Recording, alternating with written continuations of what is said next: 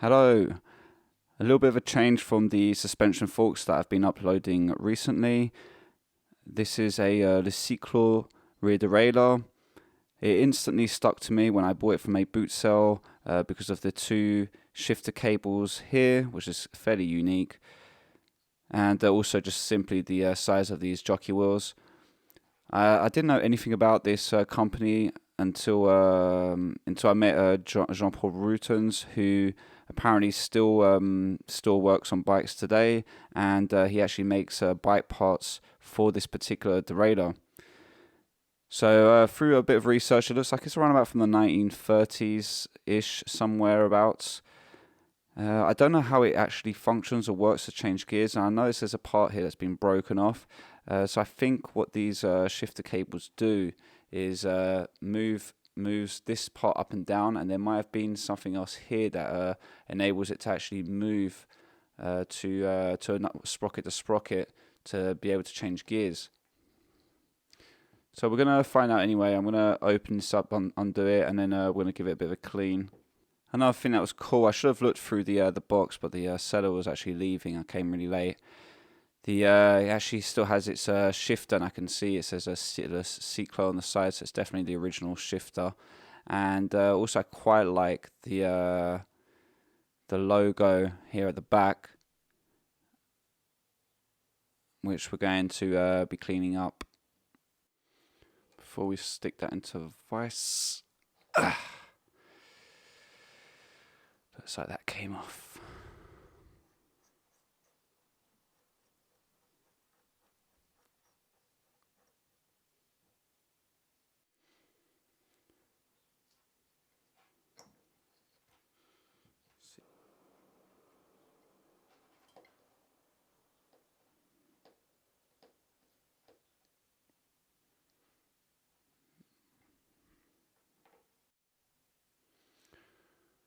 Looks like this part comes out if I start removing it from here.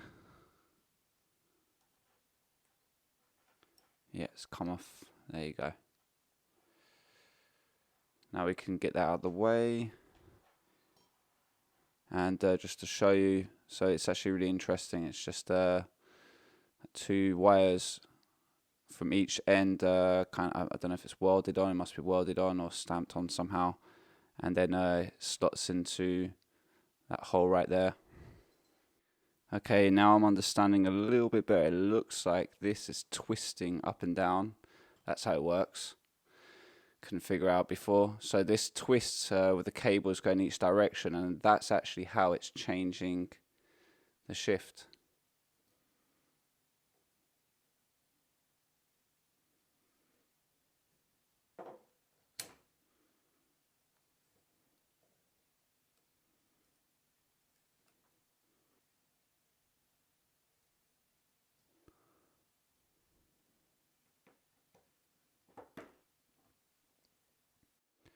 I'm going to grab a magnet to spare me the pain of these ball bearings. There's quite a few of them going absolutely everywhere. There's a ring as well, apparently.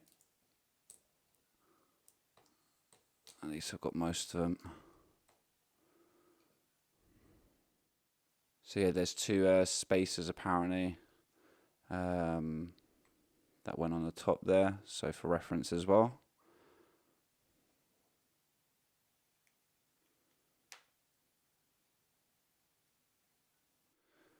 Seems to be another ring here. We're going to have to take that off. It's very stuck though. Let's try and lift it up. There you go. There you go. That's bar. So there's three spacers. If we're really lucky, this will just come off.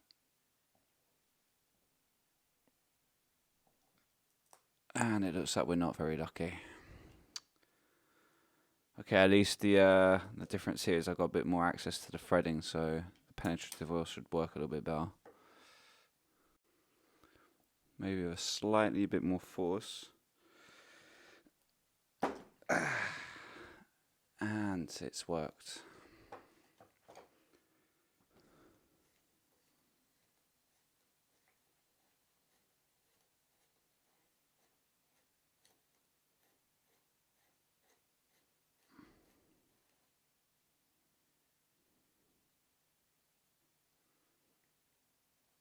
finally we can take off our what do you call that, the cage. Well, unfortunately I can't remove this last part here. Not such a big deal though now, because I've got a lot more access to clean this part up anyway. I've put some penetrative foil again, you never know, maybe it will release really easily. But essentially I don't have a pin spanner to be able to reach onto those holes right there. So this one doesn't quite reach over it. And I only have this one, and I don't want to put any force on that and damage these pins, because it's actually kind of useful. So I might have to leave it at that. We'll see anyway tomorrow if maybe it will come off really easily. Who knows?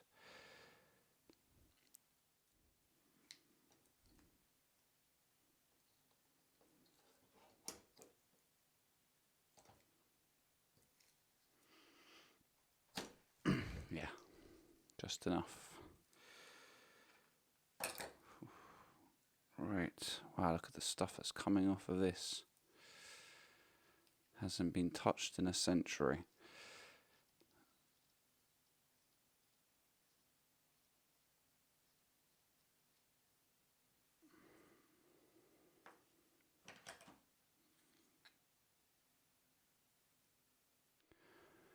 Looks like here you need to, well, I needed to clean this off first. I thought this was round, and actually when you start to scratch this really hard, it eventually became a washer of two flats, and there is a key there, but I don't know what that's for. Anyway, so I need to get something to go on both sides. I'm guessing we need to turn this or hold this down while we turn on that washer. Managed to bash my fingers 2 times now. So on these 2 flats, instead of getting a cone wrench, I guess that's what you want really, because it's kind of flat. I'm going to try and do it with this, and otherwise I'll go and get it. And I'm guessing we turn. Alright, well that's nice and stuck as well. Good news in the morning, at least for this part for the moment. Very, very difficult. Very thin nut, and a flat head to work on. I slipped a few times, but with very, very hard sheer brute force, it's finally undone itself. Very happy. The other part I'm actually currently heating up. I'm going to try and do a cold, hot, and maybe that will loosen or break any type of corrosion. But at least now we've got this one open, and I think it's not over yet because there's probably another part here holding something. So we're not done. Seems to be a spacer here or something, but I can't. Doesn't seem to want to lift up. Let's undo this. This is really stuck as well.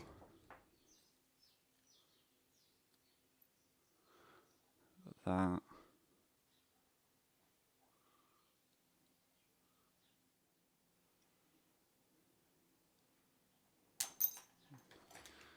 Yeah, that was the part probably that was very, very corroded, and the reason why it wasn't moving anymore.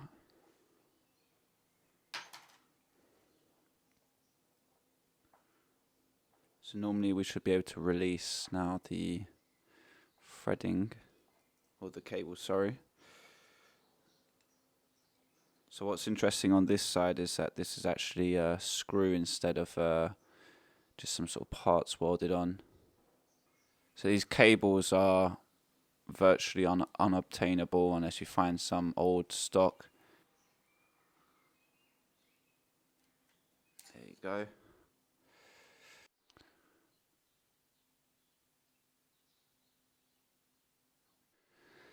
Two days later, we're still here and stuck, especially on this part. The other part I've not been able to remove, but that's not such a big deal, I guess, because we don't really need to remove it. But we do need to remove this though if we ever want to have access to the ball bearings inside here. Now I'm pretty sure that this keyed washer right there needs to come off. There's no way it's screwed on, but it's just stuck. So something either, I mean, I think this is stuck onto this part right there, and man, I've put some acids on it and everything, and it's still stuck. I just cannot get it off. After days, I'm not joking, working just to get this little ring here to come off, and it finally is. I can hear it cracking, so we're gonna just wanted to capture this on camera basically.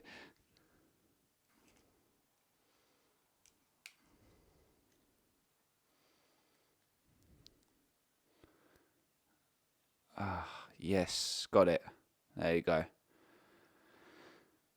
This one was also relatively a little bit difficult to remove. You need something to really grab onto the edges on this very thin surface, but I've managed to get it up to a point. Now I'm turning it.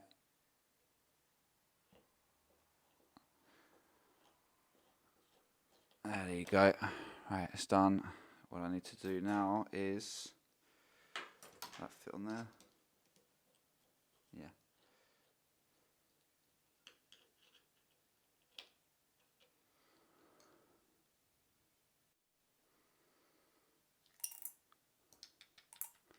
So all the greasy ball bearings are coming out.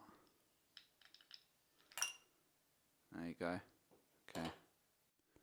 So now that I've removed all the ball bearings, it looks like these parts here pressed in. I've not been able to kind of pry them up or anything.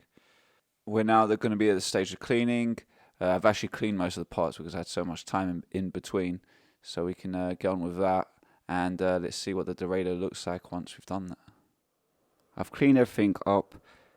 There's definitely quite a lot of surface rust on this, and since I'm going to give this to someone, and some of the parts are actually to replace, I think I'm not going to go overboard on cleaning or probably even putting grease. I'm going to put marine grease in this because I think the one I use has got some sort of additives for rust, so once I put it in there, at least it'll work on the rust at the same time. Let's begin by putting some grease inside here. We're going to add on the ball bearings. I counted 6. I think there's 10 in total. We'll count anyway when we're going to put them in here. So 1, 2.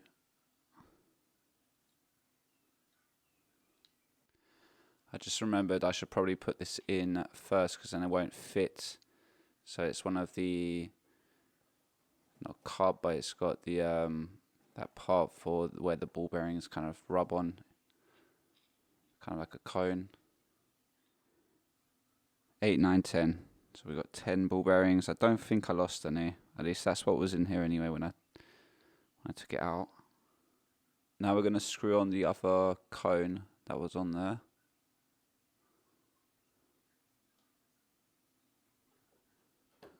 Once it gets to a certain level though, you can just hold it with kind of a another flathead screwdriver. Okay, I think we got to the end.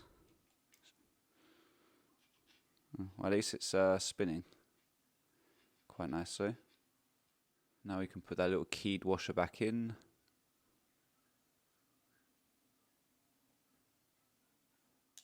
And then there was this other washer, more of a nut. I guess now you're going to adjust it or something. Is it that way? And I think it's this way. Yeah. So now we've got to put the kind of like the cage with the arm for the other jockey type of wheel, pulley wheel. That's done. So on the outside will be the where there's the writing that goes on the top. Next we've got this part. I've put quite a bit of grease on the around here on the threading. Might add on a little bit more actually. So it goes on the way where there's I don't know, kind of like a groove inside, and there's I don't know how you call that, the flange on the exterior. Okay, well that's definitely going on a lot better than it was before. Except here at the end.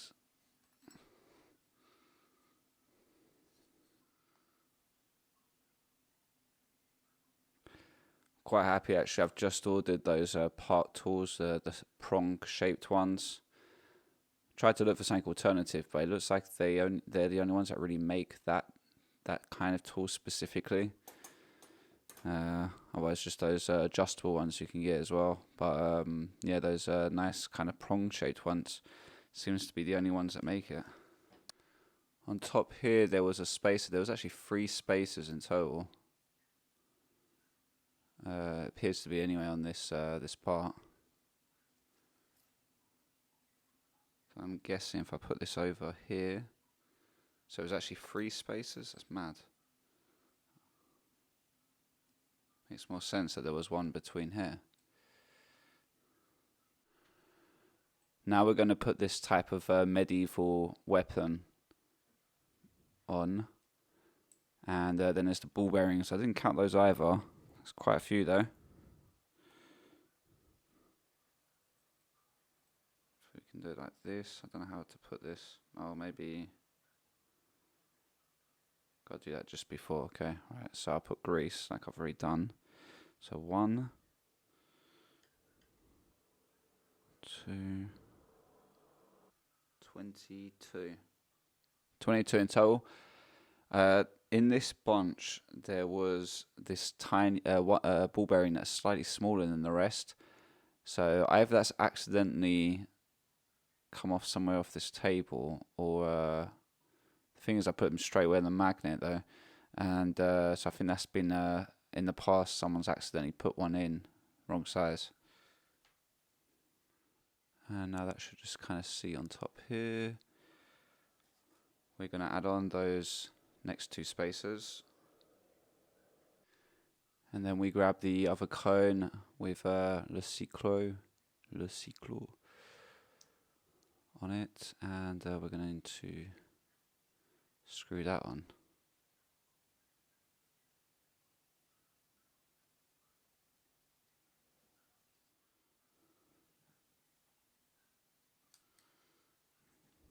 It's actually working. The weapon's working, so it'd be quite nice to have this. Make that a longer arm.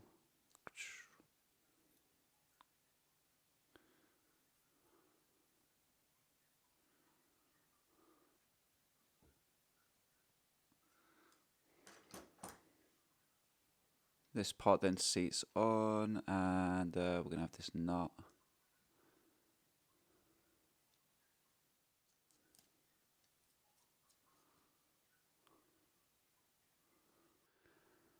At the bottom now we can put our jockey wheel.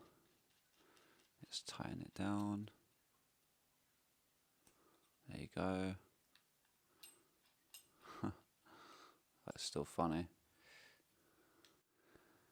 Okay, so it does look like it is working. I've got it completely wrong. If you look here, this is, well, so we're going to imagine that there's cable going on both sides. That clearly turns like this. That's not in the way. Normally here I think there's a spring, and this doesn't get affected by that turning either. So it looks like it's normal, I think anyway. For the shifter cable, I'm not going to reinstall it since there's no way of truly testing this. So I've inserted that back in. I've put a very thin layer of grease just to kind of work its magic on the rust. So is that seared? Yeah.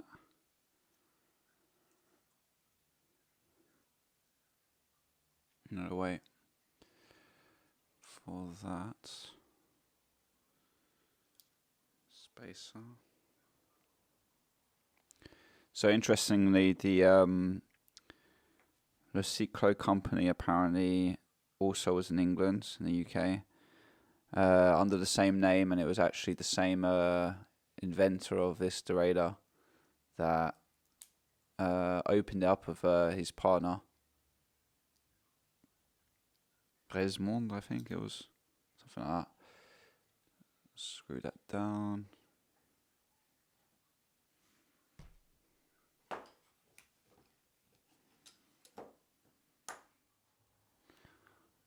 Alright, well that's a lot better. We can actually move this now. quoting the Disraeli gears, apparently very interesting. So the cyclo company only existed was manufactured in Britain because of the Great Depression, and the UK imposed a high tax for any imported products from France, which meant that Raymond had to partner up with Camalis in Britain and manufacture the cyclo derailleurs in Birmingham, which became apparently very successful. So I think we've covered everything for this derailleur. Thank you for listening, and until next time, peace out.